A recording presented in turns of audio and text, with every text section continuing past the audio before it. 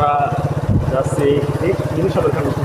Mini সদরখানের সাথে আমরা যাচ্ছি মিনি ট্যুরে আর কি, বেশি দূরে না, সামান্য একটু দূরে যাব, যেটা আমাদের পার্শ্ববর্তী গ্রাম ফুলবাড়িয়া। ওইখানে একটি পুরাতন মঠ অবস্থিত আছে, যেটা 2 থেকে 300 বছরের পুরাতন। আমরা বাপ-দাদাদের কাছ থেকে শুনেছি। তো আসলে ওরকম যাওয়া হয় না, ছোটবেলা আমরা গিয়েছি একবার, কিন্তু অনেকদিন যাওয়া হয় না। তো ভাবলাম আজকে ঈদের পরের দিন আমরা একটা মিনি ট্যুর দিয়ে আসি। তো সেই ট্যুরের সাথে এই ঐতিহ্যবাহী যে মঠটা, এটা আমরা দেখে আসি একটু, দেখি কেমন লাগে। ওইখানে অবশ্য দেখার অনেক কিছু আছে, যেটা আপনারা ওইখানে গেলে বুঝতে পারবেন।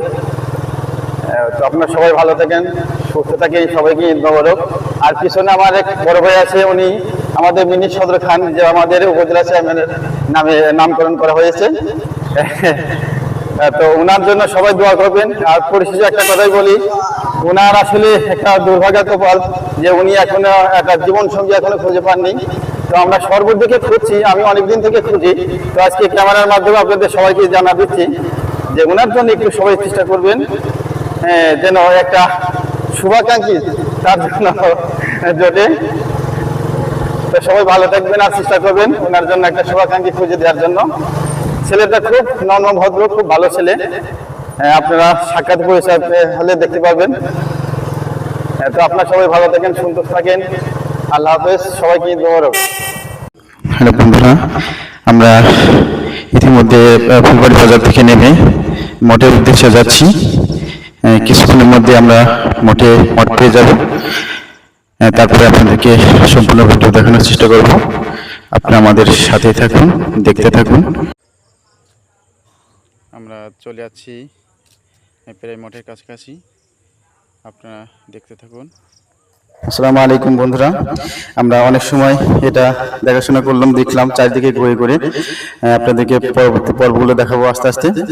এখন এই মঠটাই যিনি এখন দেখাশোনা করেছেন এবং ছোটকাল থেকে যিনি দেখে যাচ্ছেন এই মঠটা পরিচালনা করেছেন, আমরা একজন মুরব্বী পেয়েছি, আমাদের নানা হয় সম্পর্কে।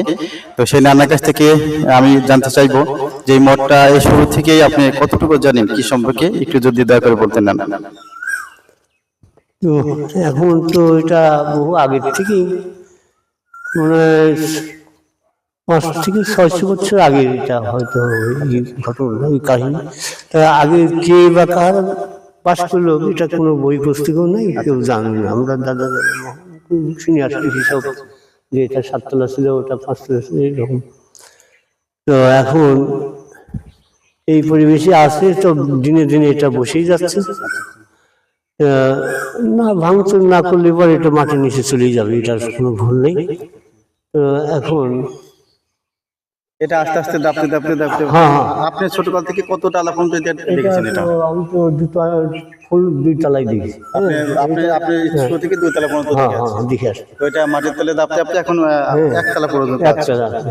আচ্ছা, ভবিষ্যতে হয়তো আর কিছুদিন গেলে এটা বিলীন হয়ে যাবে আস্তে আস্তে, যেরকম এটা হবেই, না ভাঙলে বিলীন হয়েই যাবে। এই মাঠে রক্ষণাবেক্ষণ যদি আমরা ঠিক মতো না করতে পারি, সেটা আশা আছে এটা বিলীন হয়ে যাবে আস্তে আস্তে, বসে যাবে, এটা মাঠে নিচে যাবে। তো এখন এইগুলো দেশ বিদেশের মানুষজন আসতেছে, দেখতেছে, এটা মানে ইতিহাসটা জানার জন্য। তো আজ পর্যন্ত সঠিক ইতিহাস পাওয়া যায়নি, বলতে পারতেছে এটা কার সালে, মানে কার আমলে, হ্যাঁ এটা কত সালে কে তৈরি করলে, কত কাল থেকে কত সালে, না এটা কেউ বলতে পারে না। তা এইভাবেই চলতেছে, এই পর্যন্ত আসি। এখন আমার মুরব্বীরা, তারা আমার আবর্জন দেখাশোনা করতেন। তো উনি মারা যাওয়ার পরে আমার কি বলতেন, না আমার দাদা তো আমি দেখিনি, বহু আগে দাদা মারা গেছে। হ্যাঁ আমার আব্বা, সে বলছে তো দেখে নেই এটা কত সাল থেকে কিভাবে, হ্যাঁ কার আমলে কিভাবে করলো। তো এখন তারা তো সব চলে গেছে, মারা গেছে। এখন এই অবস্থায় আমি আসি দেখাশোনার জন্য, কেউ যাতে অন্য অত্যাচার না করে দেখে যাচ্ছে। আমার ছেলেমেয়েরা হয়তো ভবিষ্যতে থাকবে কিনা না থাকবে, এই দায়িত্বটা এখন আমার পরেই আছে, যাতে ক্ষয়ক্ষতি না করে এটা টিকে রাখে। এটা আসলে তো এখন এই পর্যন্ত আমি দেখাশোনা করলাম, এখন বাইরে থেকে লোকজন আসতে পারে, আমি দেখে অসুবিধা নাই, কিন্তু ক্ষয়ক্ষতি করবেন না। কোনো কিছু করতে গেলে একটা এটাও যদি কেউ এখান থেকে নেওয়ার চেষ্টা করে, তা আমার কাছ থেকে শুনে নেয় আর কি, যে আমি আপনার আবার পুনরায় দেখে রাখি ওদের, না হলে ক্ষতির একটা সম্মুখীন আমাদের কেমন যেন ভাব হলো, সেই জন্য আমি আচ্ছা ঠিক আছে, যে যাতে নেয় ঠিক সেই জায়গায় রাখি।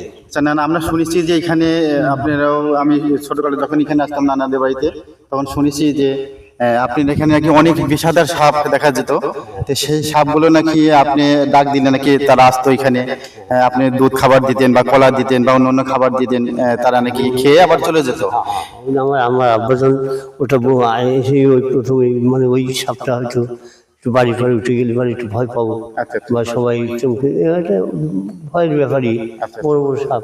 তো তখন ওই আমার আব্বাজান ওই দুধ কলা আগরবাতি মোমবাতি দিয়ে বিভিন্ন জায়গা থেকে ওই ওদের একটু সান্ত্বনা দিয়ে নিশি রাত্রে, অমাবস্যার রাত্রে আমার আব্বা ভিতরে ওই বিল্ডিংয়ে দুধ কলা দিয়ে কি করতে তো সেই তার সাধন সেই বুঝতে, তার যে অনেক কিছু জানতো, তাকে সেটি করা হয়েছে এই মঠকে দেখাশোনার জন্য।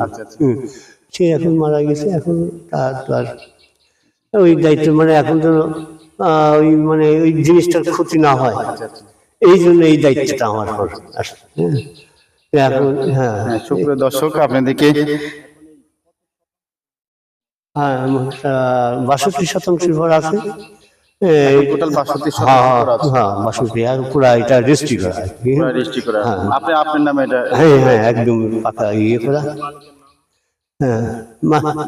মালিকের নাম হলো আব্দুল গফুর পরামানিক, আমরা যতটুকু শুনছি। না না না, নাম হলো আব্দুল গফুর পরামানিক। উনি এখন সবকিছু দেখাশোনা করেন এবং ওনার নামে এই জমিটা এবং এই মঠের যে আওতাভুক্ত যে জিনিসপত্রগুলো আছে ওনার নামেই রেজিস্ট্রি করে দেওয়া হয়েছে সরকারি থেকে।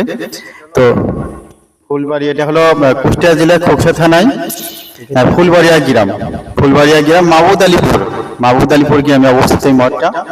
মাহবুদ আলীপুর, রাইট, এই মাহবুদ আলীপুর গ্রামে অবস্থিত, ফুলবাড়ি নামেই সবাই চেনে আর কি, কিন্তু পরিচিত না। এখানে যদি দূর দূরান্ত থেকে লোকজন আসতে চায়, তাহলে এটা লোকেশন হলো আপনারা কুষ্টিয়া জেলায় প্রথমে আসবেন, তারপর খোকসা থানাতে আসবেন, তারপরে ফুলবাড়িয়া গ্রাম, জয়ন্তী হাজরা ইউনিয়ন, ফুলবাড়িয়া গ্রাম, মাহবুদ আলীপুর।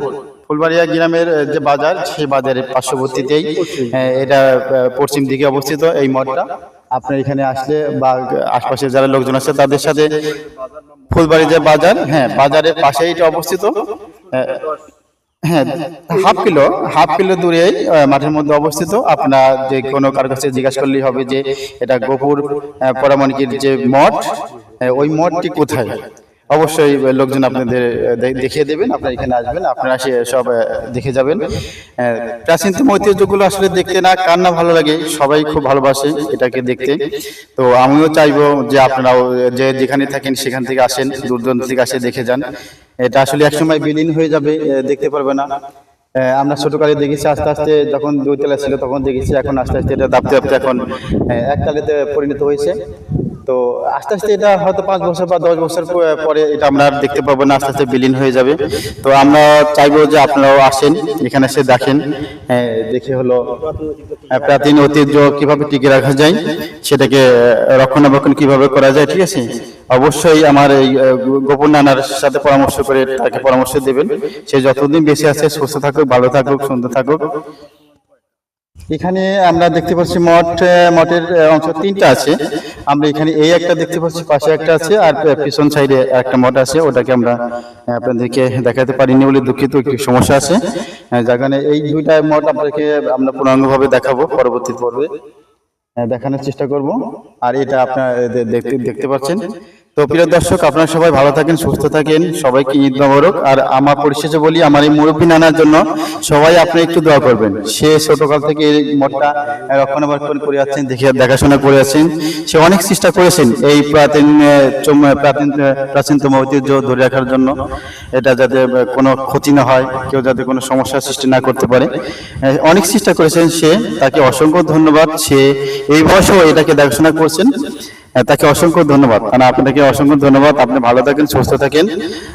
আপনার জন্য দোয়া করি, আপনারা আমার নানার জন্য দোয়া করবেন।